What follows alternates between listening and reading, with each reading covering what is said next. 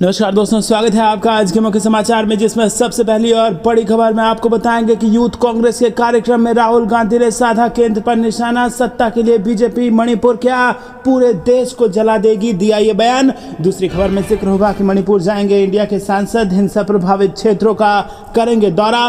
तीसरी खबर में जिक्र होगा कि लाल डायरी नहीं लाल टमाटर की बात करें, अशोक गहलोत का पीएम मोदी पर पलटवार। चौथी खबर में जिक्र होगा कि क्या पूरा विभाग अयोग्य लोगों से भरा पड़ा है, ईडी डायरेक्टर मामले में केंद्र सरकार को सुप्रीम कोर्ट की फटकार। और साथ ही साथ पांचवी खबर में जिक्र होगा कि हमारा गठबंधन पूरे देश से भारतीय जनता पार्टी का सफाया करेगा, अखिलेश यादव ने दिया यह बड़ा बयान। दोस्तों, इसी प्रकार से 20 मिनट में 20 फटाफट खबरें आपको बताएंगे, लेकिन उससे पहले अगर आपको भी ऐसा लगता है कि 2024 में बदल रही है देश की सरकार और इंडिया की सरकार बन रही है, तो अपनी वीडियो को लाइक कीजिए, चैनल को सब्सक्राइब करके बेल आइकन दबाइए और कमेंट में लिखिए जय हिंद। रुक करते हैं सबसे पहले और बड़ी खबर की तरफ। सत्ता के लिए बीजेपी मणिपुर क्या पूरे देश को जला देगी, यूथ कांग्रेस के कार्यक्रम में राहुल गांधी ने साधा केंद्र पर निशाना। जी हां दोस्तों, कांग्रेस के पूर्व अध्यक्ष राहुल गांधी ने यूथ कांग्रेस के कार्यक्रम को ऑनलाइन संबोधित किया और इस कार्यक्रम में उन्होंने पीएम मोदी पर निशाना साधा है और आरोप लगाया है कि प्रधानमंत्री नरेंद्र मोदी को मणिपुर से कोई लेना देना नहीं है। जी हां दोस्तों, यहां आप उनका ट्वीट देख सकते हैं। आरएसएस और बीजेपी और कांग्रेस के बीच विचारधारा की लड़ाई चल रही है, जहां कांग्रेस की विचारधारा संविधान की रक्षा, देश को जोड़ने और सामाजिक असमानता के खिलाफ लड़ने की है। वहीं आरएसएस बीजेपी चाहती है कि कुछ चुनिंदा लोग ये देश चलाएं और देश का सारा धन उन्हीं के हाथ में हो। राहुल गांधी ने कहा कि बीजेपी आरएसएस सिर्फ सत्ता चाहती है और सत्ता पाने के लिए ये लोग कुछ भी कर सकते हैं। सत्ता के लिए मणिपुर को जला देंगे, सारे देश को जला देंगे, इनको देश के दुख और दर्द से कोई फर्क नहीं पड़ता है। राहुल ने कहा कि आरएसएस बीजेपी और कांग्रेस के बीच विचारधारा की लड़ाई चल रही है। दोस्तों, रुक करते हैं अगली ब्रेकिंग न्यूज की तरफ। मणिपुर जाएंगे इंडिया के सांसद, हिंसा प्रभावित क्षेत्रों का करेंगे दौरा। जी हां दोस्तों, आपको बता दें कि मणिपुर के मुद्दे पर सदन में खूब हंगामा चल रहा है। विपक्ष लगातार प्रधानमंत्री से मणिपुर पर संसद में बयान देने की मांग कर रहा है और इस बीच मीडिया रिपोर्ट्स के हवाले से खबर आ रही है कि विपक्ष गठबंधन इंडिया के सांसद 30 जुलाई को हिंसा प्रभावित राज्य मणिपुर का दौरा कर सकते हैं। रुक करते हैं अगली ब्रेकिंग न्यूज की तरफ। लाल डायरी नहीं लाल टमाटर की बात करें, अशोक गहलोत का पीएम मोदी पर पलटवार। जी हां दोस्तों, पीएम मोदी ने राजस्थान के सीकर में लाल डायरी का जिक्र करते हुए कहा कि आजकल लाल डायरी चर्चे में है, सुना है इसमें कांग्रेस के काले कारनामे दर्ज हैं। पीएम के बयान पर सीएम अशोक गहलोत ने पलटवार कर दिया है और कहा है कि पीएम लाल डायरी नहीं लाल टमाटर और राजस्थान में सस्ते लाल सिलेंडर की बात करनी चाहिए। बता दें कि पीएम मोदी ने इस लाल डायरी का जिक्र करते हुए कहा था कि इसके पन्ने खुलेंगे तो सरकार का डिब्बा गुल हो जाएगा। कांग्रेस ने सरकार के चलाने के नाम पर लूट की दुकान चलाई है और लूट की इस दुकान का ताजा उदाहरण ही है ये लाल डायरी। पीएम मोदी के आरोपों पर गहलोत ने पलटवार करते हुए कहा कि लाल डायरी नहीं बल्कि लाल टमाटर और लाल सिलेंडर सस्ता करने की बात करें, चुनाव में जनता इन्हें लाल झंडी दिखाएगी। राजस्थान के मुख्यमंत्री अशोक गहलोत ने जयपुर में कहा कि अभी जो प्रधानमंत्री मोदी का कार्यक्रम हुआ उसमें मुझे भाषण देने के लिए बोला गया था, लेकिन अचानक कल रात को मेरा भाषण हटा दिया गया और देश को जो संघीय ढांचा है उसके तहत जो भी काम होते हैं वो केंद्र और राज्य सरकार को मिलकर करना होता है, ये अच्छा नहीं है। रुक करते हैं अगली ब्रेकिंग न्यूज की तरफ। क्या पूरा विभाग अयोग्य लोगों से भरा पड़ा है, ईडी डायरेक्टर मामले में केंद्र सरकार को सुप्रीम कोर्ट की फटकार। जी हां दोस्तों, सुप्रीम कोर्ट ने प्रवर्तन निदेशालय के प्रमुख संजय कुमार मिश्रा का कार्यकाल 15 अक्टूबर तक बढ़ाने के अनुरोध पर गुरुवार को केंद्र सरकार को फटकार लगाई और सवाल किया कि निवर्तमान प्रमुख के अलावा क्या पूरा विभाग अयोग्य लोगों से भरा पड़ा है। और इस टिप्पणी के बाद सुप्रीम कोर्ट ने ईडी प्रमुख मिश्रा का कार्यकाल 15 सितंबर तक बढ़ाते हुए यह स्पष्ट किया कि इसके बाद कार्यकाल विस्तार प्रदान नहीं किया जाएगा। न्यायमूर्ति BR गवई, न्यायमूर्ति विक्रमनाथ और न्यायमूर्ति संजय करोल की पीठ ने केंद्र की ओर से उपस्थित सॉलिसिटर जनरल तुषार मेहता से पीठ ने कहा कि क्या हम ये छवि पेश नहीं कर रहे हैं कि और कोई नहीं है और पूरा विभाग अयोग्य लोगों से भरा पड़ा है। दोस्तों, रुक करते हैं अगली ब्रेकिंग न्यूज की तरफ। हमारा गठबंधन पूरे देश से भाजपा का सफाया करेगा, अखिलेश यादव ने दिया यह बड़ा बयान। जी हां दोस्तों, समाजवादी पार्टी के अध्यक्ष अखिलेश यादव ने बुधवार को दावा किया कि विपक्षी दलों का गठबंधन इंडिया सिर्फ उत्तर प्रदेश से नहीं बल्कि पूरे देश से भाजपा का सफाया करेगा। यादव ने कहा कि इंडिया का मतलब है कि हम सबको जोड़कर चलना चाहते हैं, सबको खुशहाली के रास्ते पर लाना चाहते हैं। हमारी मिली जुली संस्कृति, हमारे भाईचारे का संदेश, इंडिया का मतलब यह है कि हम सबको साथ लेकर चलेंगे। तो फिर इससे भाजपा को किस बात की घबराहट है? उत्तर प्रदेश के पूर्व मुख्यमंत्री ने कहा कि भाजपा सरकार 2014 में देश में आई थी, अब 2024 में हमें इसे रवाना करना होगा। उन्होंने आगे कहा कि गठबंधन से भाजपा बुरी तरह से घबराई हुई है और उन्हें इंडिया नाम से भी दिक्कत है। बुधवार को मेरठ पहुंचे सपा अध्यक्ष ने स्थानीय मीडिया से बातचीत के दौरान एक सवाल पर कहा कि मुख्यमंत्री कुछ नहीं जानते, आगरा में संग्रहालय इसीलिए बन रहा था ताकि वहां पर्यटन को बढ़ावा मिले। ताजमहल देखने आने वाले लोगों को इस संग्रहालय के बहाने पूरी भारत की संस्कृति के बारे में बताया जाए। दोस्तों, रुक करते हैं अगली ब्रेकिंग न्यूज की तरफ। लगता है प्रधानमंत्री घबरा गए हैं, तभी बार बार राजस्थान आ रहे हैं। सीएम गहलोत ने कस दिया तंज। जी हां दोस्तों, सीएम अशोक गहलोत ने पीएम मोदी के सीकर में जनसभा के दिए भाषण पर पलटवार किया है। मुख्यमंत्री निवास पर मीडिया से रूबरू हुए गहलोत ने कहा कि क्या पीएम घबरा गए हैं जो बार बार राजस्थान आ रहे हैं? जिसने डायरी हवा खड़ा किया है वो हमारे साथ था, लेकिन अब मोहरा बन गया है। गहलोत बोले कि पीएम का पद गरिमा का होता है। उन्होंने लाल डायरी की बात कही। सीबीआई, इनकम टैक्स, ईडी उनकी है, क्या वो सच पता नहीं कर सकते थे? मणिपुर की घटना की तुलना राजस्थान से करना राजस्थान के स्वाभिमान पर चोट है।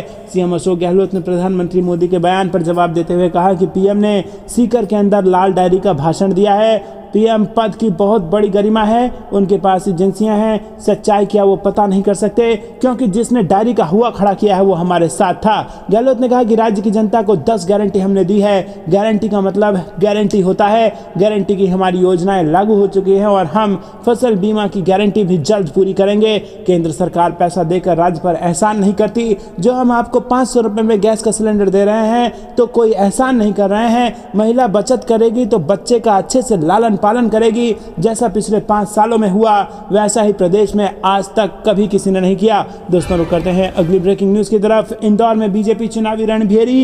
एक ही दिन शहर में रहेंगे अमित शाह, कमलनाथ और कन्हैया कुमार। जी हां दोस्तों, मध्य प्रदेश इस वक्त गरमाया हुआ है और कारण है 2023 का विधानसभा चुनाव। भोपाल में मध्य प्रदेश के नेताओं की लगाम कसने के बाद केंद्रीय गृह मंत्री और विधानसभा चुनाव में मध्य प्रदेश व छत्तीसगढ़ की कमान संभालने वाले अमित शाह रविवार यानी 30 जुलाई को बूथ कार्यकर्ताओं से रूबरू होंगे और उनका मकसद कार्यकर्ताओं को संदेश देना है कि हम सिर्फ नेताओं के भरोसे नहीं हैं। चुनाव जिताने की असली ताकत कार्यकर्ता होते हैं और मध्य प्रदेश में मैदानी कार्यकर्ताओं का प्रदेश के बड़े नेताओं से नाराज होने का फीडबैक लगातार केंद्रीय नेतृत्व तक पहुंच रहा है और इसी के बाद दिल्ली के नेताओं की प्रदेश में सक्रियता बढ़ी हुई है। रविवार को ही इंदौर में कांग्रेस को भी बड़ा आयोजन है और इसमें प्रदेश कांग्रेस अध्यक्ष और मध्य प्रदेश में कांग्रेस की ओर से मुख्यमंत्री का चेहरा कमलनाथ आदिवासी महापंचायत के माध्यम से आदिवासी युवाओं से सीधा संवाद करेंगे। रुक करते हैं अगली ब्रेकिंग न्यूज की तरफ। पूर्वी पश्चिम यूपी पर फोकस। राहुल गांधी के साथ दिख सकते हैं अखिलेश और जयंत। भारत जोड़ो यात्रा 2.0 के लिए बनी खास रणनीति। जी हां दोस्तों, कांग्रेस नेता राहुल गांधी अपनी बहुचर्चित भारत जोड़ो यात्रा फिर से निकालने जा रहे हैं और इसकी शुरुआत गुजरात के पोरबंदर से हो सकती है, जबकि ये त्रिपुरा के अगरतला तक चलेगी। इस यात्रा का अहम हिस्सा उत्तर प्रदेश में भी बीतेगा और आगामी लोकसभा चुनाव के मद्देनजर यूपी को कवर करने के लिए खास रणनीति बनाई गई है। इस दौरान राहुल गांधी के साथ अखिलेश और जयंत चौधरी भी नजर आ सकते हैं। पश्चिमी और पूर्वी उत्तर प्रदेश के कई जिलों को यात्रा में कवर किया जा सकता है और यहाँ पर आपको बता दें कि भारत जोड़ो यात्रा के पहले फेज में राहुल गांधी ने कन्याकुमारी से कश्मीर तक की यात्रा की थी, जिसमें 3500 से ज्यादा किलोमीटर की पद यात्रा की गई थी और इसमें यूपी में चंद दिन ही बिताए गए थे। यात्रा के दूसरे फेज में राहुल गांधी जब यूपी पहुंचेंगे तब प्रदेश कांग्रेस अध्यक्ष बृजलाल खाबरी समेत कई अन्य दलों के नेता भी मौजूद होंगे। रोकता अगली ब्रेकिंग न्यूज की तरफ। काले कपड़े पहनकर संसद पहुंचे विपक्षी सांसद राघव चड्ढा ने कहा कि मणिपुर में शांति सुनिश्चित हो। जी हां दोस्तों, मणिपुर हिंसा की आग में जल रहा है और इसे लेकर सदन के मानसून सत्र में जमकर हंगामा जारी है।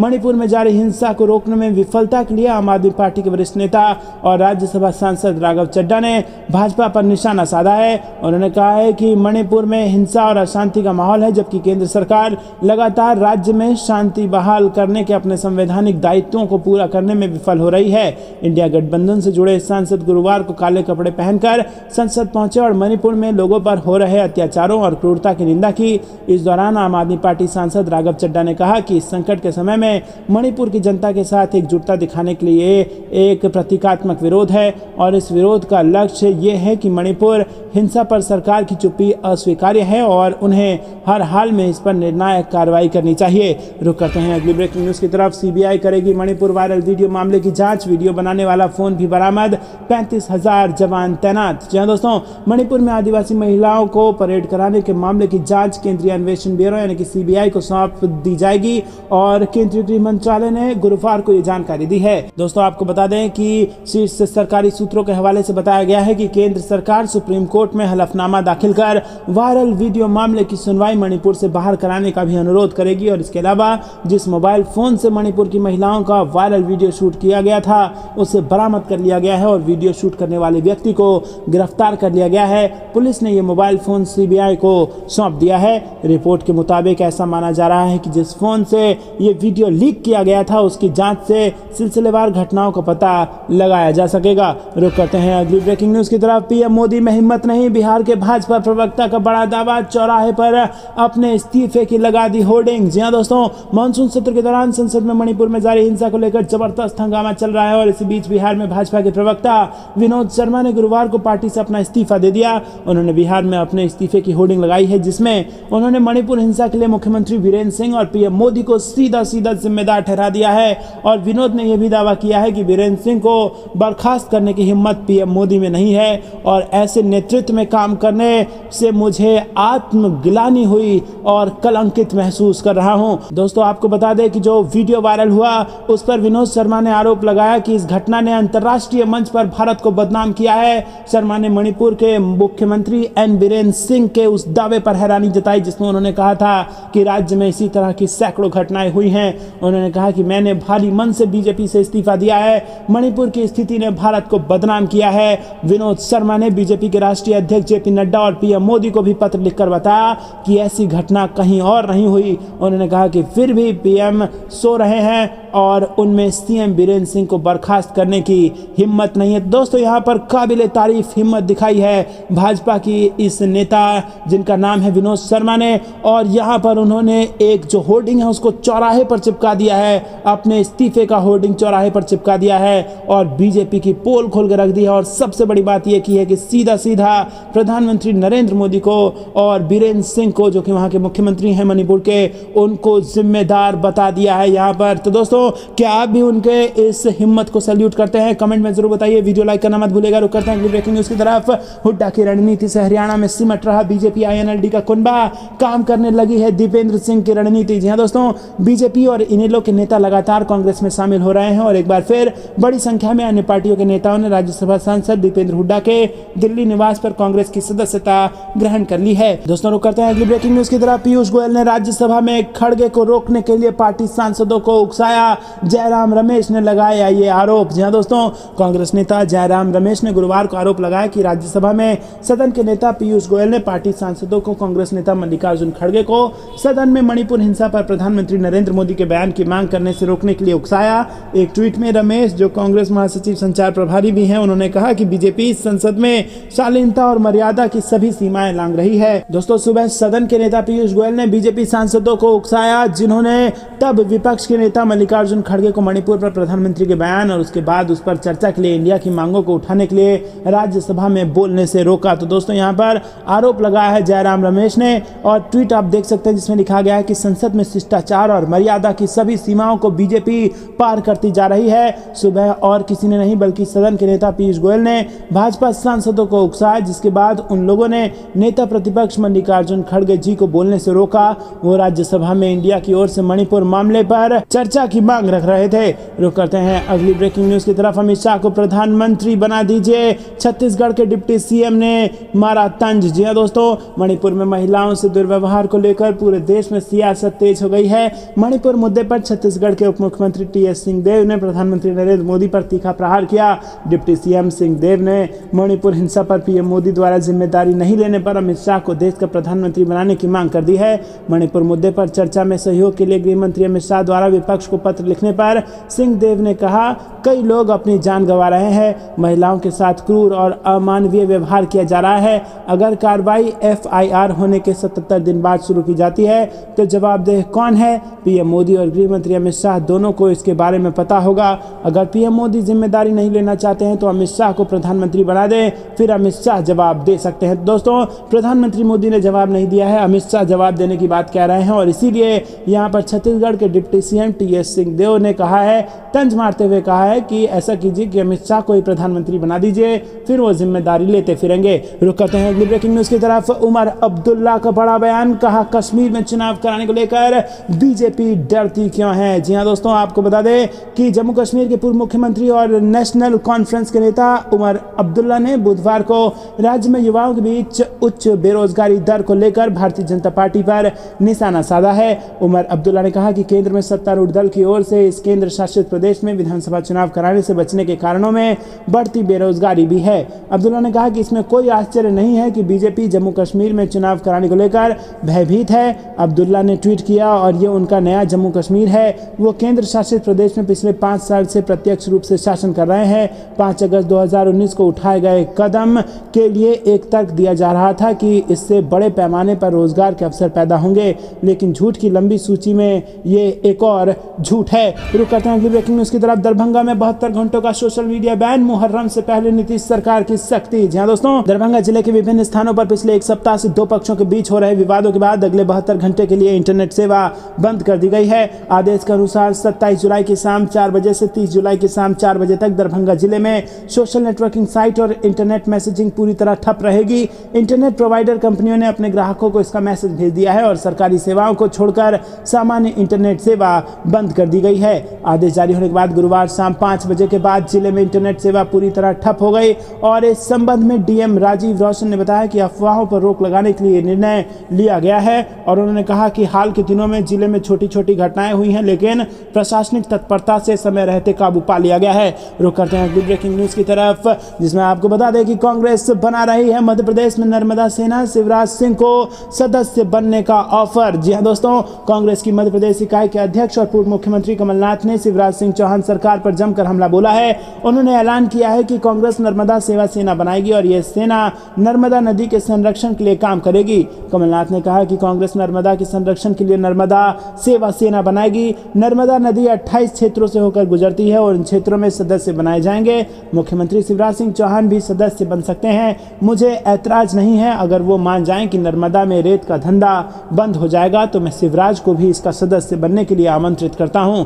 किसानों की आर्थिक स्थिति का हवाला देते हुए कमलनाथ ने कहा कि राज्य में लगातार किसानों की हालत खराब हो रही है, उन पर कर्ज बढ़ रहा है, प्रदेश का किसान कमजोर हो रहा है और ये स्थिति चिंताजनक है। इसीलिए कर्ज माफ की नीति बनाई गई थी और पहले चरण में 27 लाख किसानों का कर्ज माफ कर दिया गया था। मगर बीजेपी कहती है कि ब्याज माफ करेंगे तो सवाल उठता है कर्ज का क्या होगा। रुक करते हैं अगली ब्रेकिंग न्यूज की तरफ। राघव चड्ढा का बड़ा बयान, बोले सीएम बीरेंद्र सिंह को बर्खास्त करे मोदी सरकार, मणिपुर में शांति सुनिश्चित करनी चाहिए। जी हां दोस्तों, अगर आप भी राघव चड्ढा की इस बात का समर्थन करते हैं कि सीएम बीरेंद्र सिंह को बर्खास्त करना चाहिए मोदी सरकार को, तो अभी इस वीडियो को लाइक जरूर कीजिए, कमेंट में अपनी राय बताइए। दरअसल दोस्तों, आम आदमी पार्टी के राज्यसभा सांसद राघव चड्ढा ने मणिपुर में जारी हिंसा को रोकने में विफलता के लिए भाजपा पर हमला बोल दिया। राघव चड्ढा ने अनुच्छेद 355 और 56 का जिक्र करते हुए कहा कि भारतीय संविधान के अनुसार मणिपुर में हस्तक्षेप करना और उसकी रक्षा करना केंद्र सरकार की जिम्मेदारी है। उन्होंने केंद्र सरकार से एन बीरेंद्र सिंह सरकार को तुरंत हटाने का आह्वान किया। उन्होंने कहा कि मणिपुर लगातार अशांति का सामना कर रहा है, जबकि मोदी सरकार शांति बहाल करने के अपने संवैधानिक दायित्वों को पूरा करने में लगातार फेल हो रहे हैं। और वहीं दोस्तों, आपको बता दें कि इंडिया गठबंधन से जुड़े सांसद मणिपुर के लोगों पर हो रहे अत्याचारों और क्रूरता की निंदा करने के लिए संसद में काले कपड़े पहनकर पहुंचे। और इस मौके पर राघव चड्ढा ने कहा कि संकट के समय में मणिपुर के लोगों के साथ एकजुटता दिखाने के लिए यह एक प्रतीकात्मक विरोध है। इसका उद्देश्य सरकार को यह बताना है कि मणिपुर के लोगों की पीड़ा पर चुप्पी स्वीकार नहीं होगी और सरकार को हर हाल में निर्णायक कार्रवाई करनी चाहिए। संसद में गुरुवार को विपक्ष के सांसद काले कपड़े पहनकर पहुंचे थे। विपक्षी सांसदों के मुताबिक मणिपुर हिंसा के मुद्दे पर अपना विरोध जताने के लिए उन्होंने ये निर्णय लिया है। बता दें कि कांग्रेस समेत अधिकांश विपक्षी दलों की मांग है कि मणिपुर हिंसा मुद्दे पर राज्यसभा में नियम 267 के तहत विस्तार से चर्चा होनी चाहिए। विपक्षी दलों का कहना है कि प्रधानमंत्री मणिपुर हिंसा के मुद्दे पर संसद में बयान दें और फिर उस बयान पर चर्चा कराई जाए। दूसरी ओर सरकार व सभापति ने शॉर्ट ड्यूरेशन डिस्कशन के लिए अपनी स्वीकृति दे दी है और इस मांग को लेकर संसद में विपक्ष और सत्ता पक्ष के बीच लगातार टकराव देखने को मिल रहा है। रुक करते हैं अगली ब्रेकिंग न्यूज की तरफ। मणिपुर मुद्दे पर संसद में हंगामा, मल्लिकार्जुन खड़गे बोले पीएम राजस्थान में भाषण दे रहे हैं तो क्या वो सदन में बयान नहीं दे सकते। जी हां दोस्तों, राजस्थान में बयान देकर बुरी तरह घिर गए हैं प्रधानमंत्री मोदी। दोस्तों, अगर आपको भी ऐसा लगता है कि राजस्थान में भाषण देने के बजाय प्रधानमंत्री को संसद में मणिपुर के मुद्दे पर जवाब देना चाहिए था। तो वीडियो को लाइक करके कमेंट में अपनी राय जरूर बताइए। आपको बता दें कि संसद के मानसून सत्र का 6वां दिन हुआ और संसद की कार्रवाई शुरू होते ही मणिपुर मुद्दे पर विपक्ष ने जबरदस्त हंगामा किया और इसके बाद लोकसभा और राज्यसभा की कार्रवाई 2 बजे तक के लिए स्थगित कर दी गई। और राज्यसभा में हंगामे के दौरान एनडीए सांसदों ने मोदी मोदी के नारे लगाने शुरू कर दिए, जिसके जवाब में विपक्षी सांसदों ने भी इंडिया इंडिया के नारे लगाए। राज्यसभा में विपक्ष के नेता मल्लिकार्जुन खड़गे ने पीएम मोदी के राजस्थान दौरे को लेकर उन पर निशाना साधा। खड़गे ने कहा कि सदन चल रहा है, हम मांग कर रहे हैं कि पीएम मोदी सदन में आए और बयान दे, लेकिन वो राजस्थान में राजनीतिक भाषण दे रहे हैं और प्रचार कर रहे हैं। जब वो वहां जा सकते हैं तो क्या वो आधे घंटे के लिए सदन में आकर बयान नहीं दे सकते? तो दोस्तों, आपको क्या कुछ लगता है, क्या कुछ होगा, क्या किसको जिम्मेदारी लेनी चाहिए और किसको इस्तीफा देना चाहिए? सब कुछ कमेंट में बताइए। वीडियो लाइक कीजिए, चैनल सब्सक्राइब कीजिए। आज के लिए इतना ही। अंत तक बने रहने के लिए बहुत बहुत धन्यवाद। जय हिंद, जय भारत।